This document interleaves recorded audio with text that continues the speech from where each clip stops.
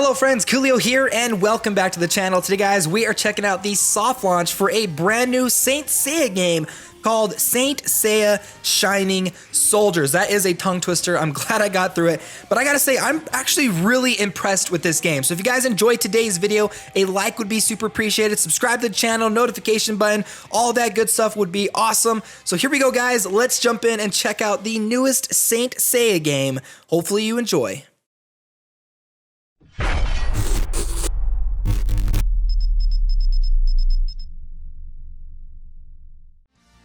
Okay, so here we are in the game. Now, I gotta say, like, it's a little bit interesting to see a game like this based off of a pretty old anime, kind of like being really awesome, okay? Like, I feel like there's a lot more popular animes out there that get these, like, really crappy, generic mobile games, but this one is, like, really good. Now, before we actually jump into combat, I do want to show you guys something when it comes to the actual party mechanic in this game, because I gotta say, this is one of the most in-depth party systems I've ever seen in a mobile game, and it is really fascinating.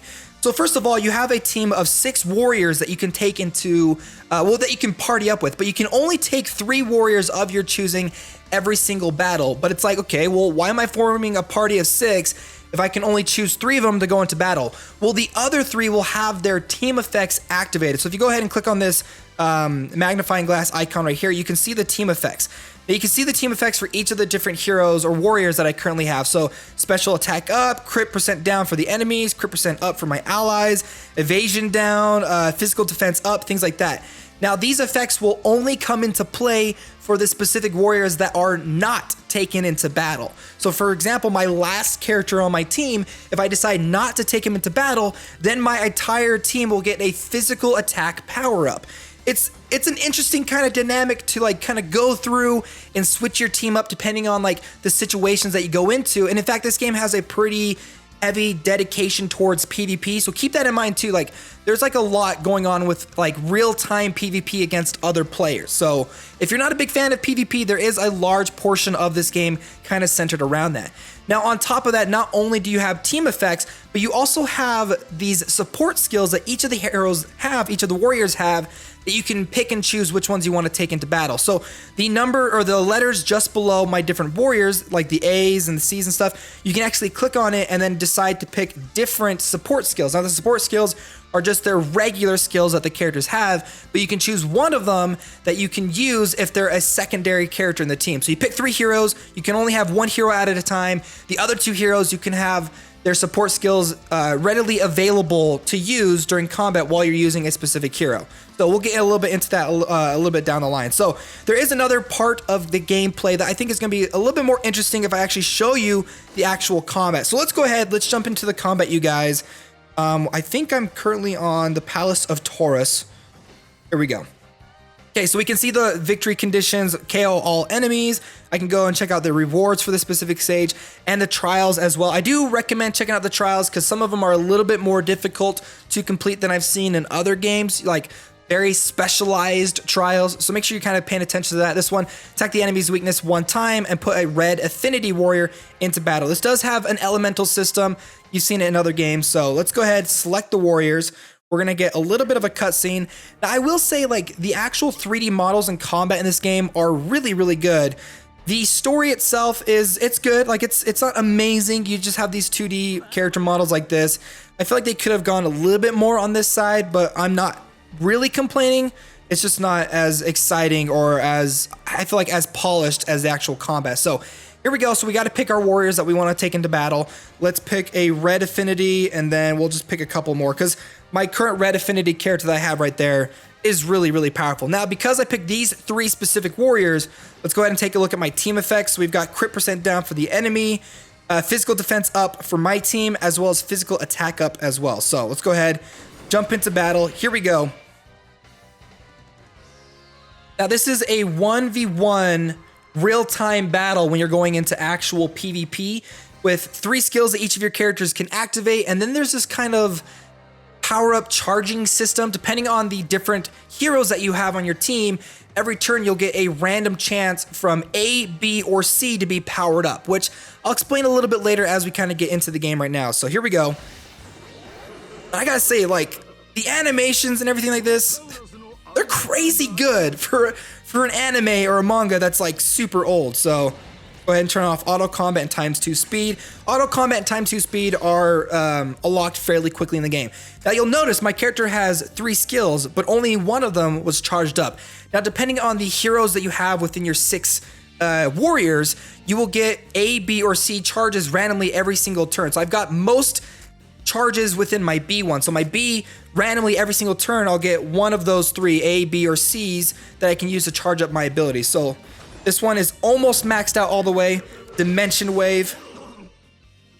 That was a 1-hit KO. Now see this next turn, I got 4 A's, 1 B, and 1 C. Again, that's all randomized from your team. So if you want to focus specifically on like C skills or B skills, there are certain warriors that you can put within your overall 6 team that will grant you a better chance of upgrading those skills quicker. So if you get them all the way like maxed out, they do like a charge ability, which basically they're just a more powerful version of that same skill. So hopefully we'll be able to show you guys what that kind of looks like. So now next to my character down at the bottom, you'll see I have my 2 support characters. Now those support characters next to them have a cooldown for a specific ability. Those are the support skills I was talking about earlier. Now if I specifically wanted to, I can decide not to attack and just hit charge. Basically what that means is my character will charge up, increasing overall damage, and then be able to get more energy the next time it kind of comes back around. So I think it's funny too, a lot of the skills make the characters like land on their head. I don't know why. So here we go. Another charge up. We just maxed out our A skill. So now my character is all charged up with his A ability. Let's go ahead and use it.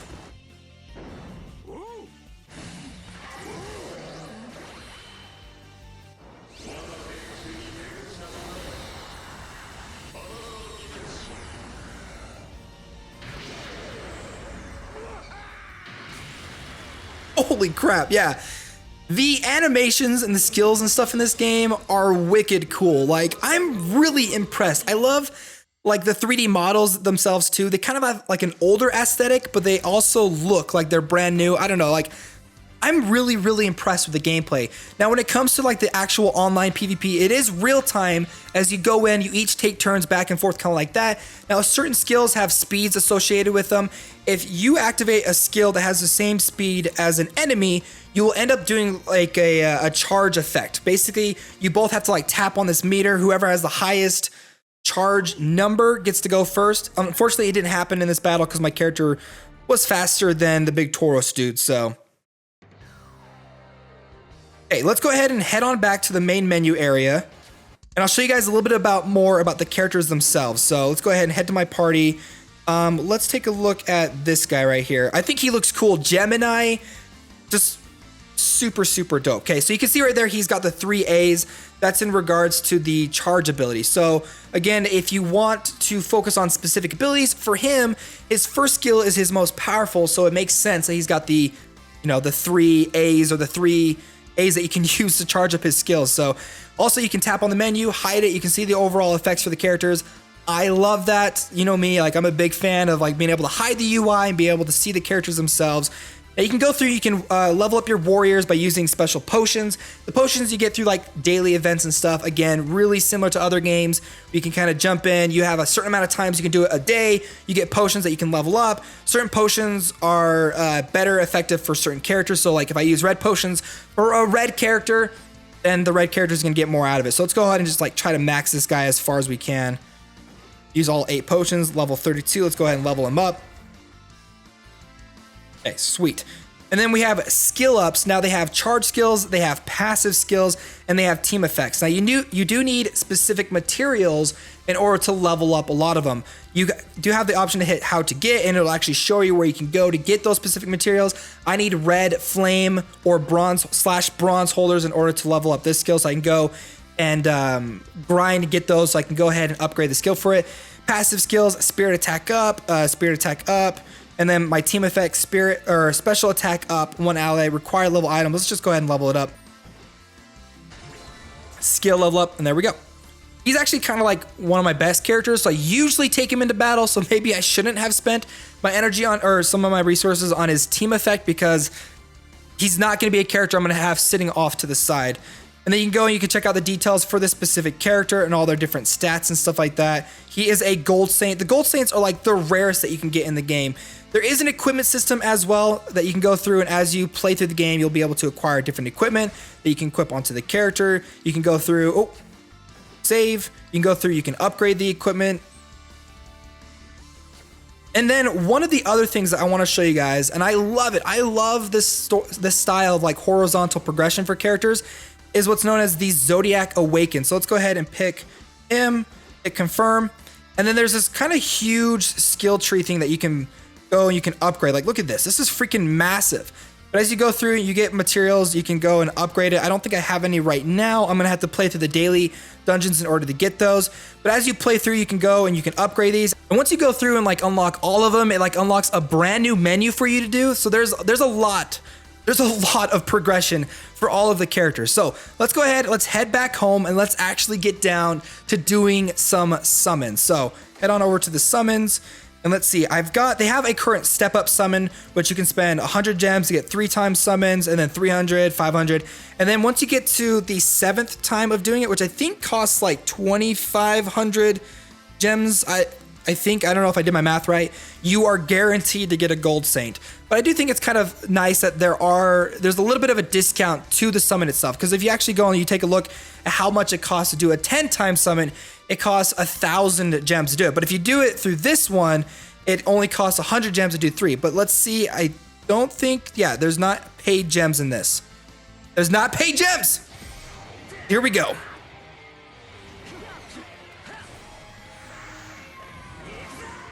Saint Seiya! Do you hear? I love that. You gotta charge it up. Dude, that music is epic.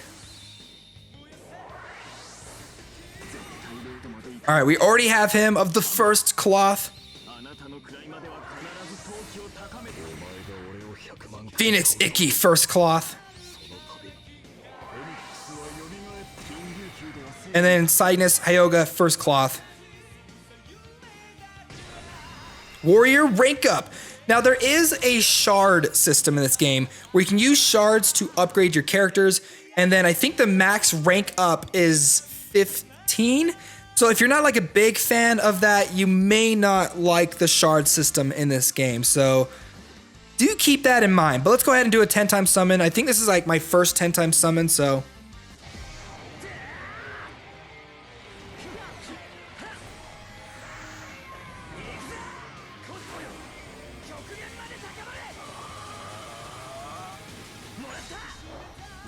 Oh, snap. This is a different animation than before.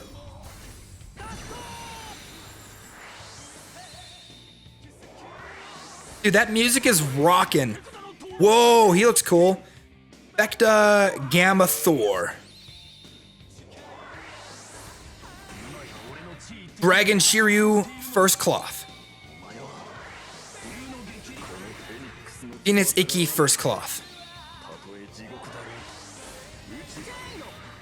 Andromeda Shun first cloth.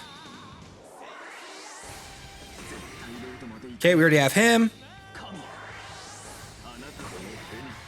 Okay, we already got him. Ooh, we got another version. Okay, already got him as well. I think we already have him. Come on, give us a gold one. That's what I want, is a gold one. Ah, okay. So the thing is, you do unlock the warrior right up front. As soon as you summon them, you do get them. But then from then on out, as you get duplicates, you get shards for that character, which you can use to, like I said, look at that, warrior rank up like a whole bunch of these. So, all right, so there you guys go. Saint Seiya Shining Soldiers was a really big surprise for me. This is a really great game. I'm excited for the global launch, hopefully within the next couple of months. If you guys enjoyed this video, again, a like would be super helpful. Subscribe, notification, all that great stuff. But guys, thanks so much for watching. My name's Koolio, and I'll see you next time.